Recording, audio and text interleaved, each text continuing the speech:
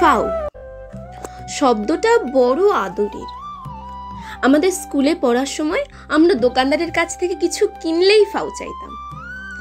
এই ফাউ প্রথার কল্যাণে একটি প্রেমিকা ম্যানেজ হয়েছিল আমাদের এক বন্ধুর।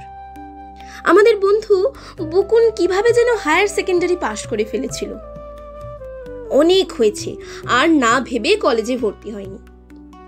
বাগবাজারের মুখে ওদের একটা স্টেশনারি দোকান ছিল। এই অঞ্চলে দুখানি মেয়েদের স্কুলও ছিল। ছুটির পর কেউ কেউ এই দোকান থেকে লজেন্স, চানাচুর, মিষ্টি পাউরুটি, রঙিন ফিতে, চুলির ক্লিপ, কুমকুম, সস্তা নেল পালিশ এইসব কিনতে কিশোরীদের ভিড় লেগেই থাকতো। লিলি বলে একটি মেয়ে ওর দোকানে অনেক দিন ধরেই আসতো। ফেলটেল করতো বলে স্কুল ছেড়ে চলে যেতে পারেনি।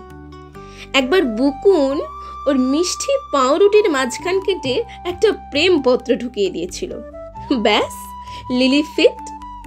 ওরা গঙ্গার পাড়ে বসে বাদাম, মোগলাই পরোটা, ফুচকা এইসব খেত। আমাদের মধ্যে ওই প্রথম প্রেম করেছিল।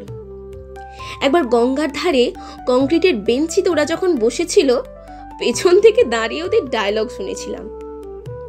বুঝেছিলাম প্রেমের জীবন শব্দটার উচ্চারণ খুব জরুরি। যেমন, দেখো না, ওপারের আলোগুলো মনে হচ্ছে নিভছে জ্বলছে, আসলে কিন্তু নিভছে না। আমাদের জীবনও ওরকম। কিংবা, জোয়ারের জলে এখন কাদা ঢেকে গেছে, আবার ভাটা হবে, কাদা বেরিয়ে যাবে। আমাদের জীবনও ওরকম। বাদামের মধ্যে কতগুলো পচা বেরিয়ে গেল, জীবনও ওরকম। একবার অশনি সংকেত সিনেমাটা দেখতে গিয়েছিল ওরা।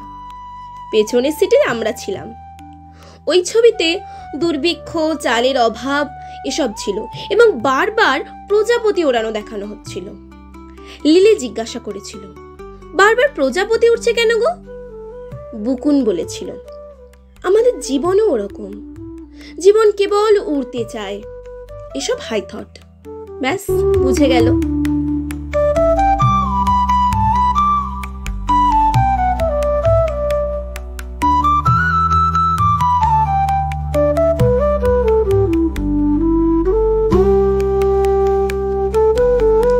এসব ওর বাড়ির লোকেরা মেনে নেয়নি। ওকে বাড়ি থেকে তাড়িয়ে দিয়েছিল। ফলে পকেট মানির অভাব বাড়ল। 80-র দশকে ছেলেরা খুব সিগারেট খেত। ধোঁয়া জড়ানো উচ্চ মার্গে প্রেম বাক্যটা বলার জন্য সিগারেটেরও দরকার হতো। ওর সামনে একটি চেনা দোকান থেকে একটি প্যাকেট পুরো সিগারেট চেয়ে নিত। প্রেমালাপ চলাকালীন 2-1টি খরচ করত, বাদবাকি প্যাকেটটি ফেরত দিয়ে দিত।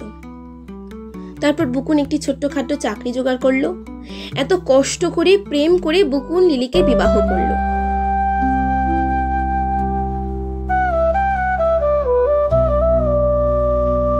লিলি একটি কন্যা সন্তান রেখে অকালে মারা যায়।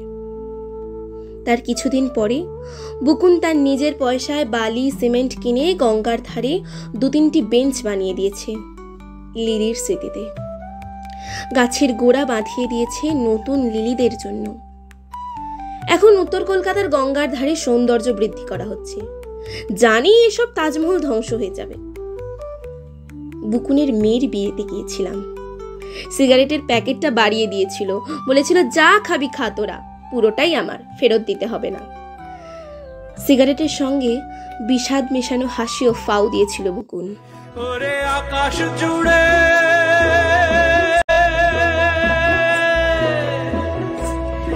ওরে আকাশ জুড়ে মোহন সুরে কি যে বাজে কোন বাতাসে, আমারে পাড়ায় পাড়ায় খেপিয়ে বেড়ায় কোন খ্যাপাসে, আমারে পাড়ায় পাড়ায় খেপিয়ে বেড়ায় কোন খ্যাপাসে।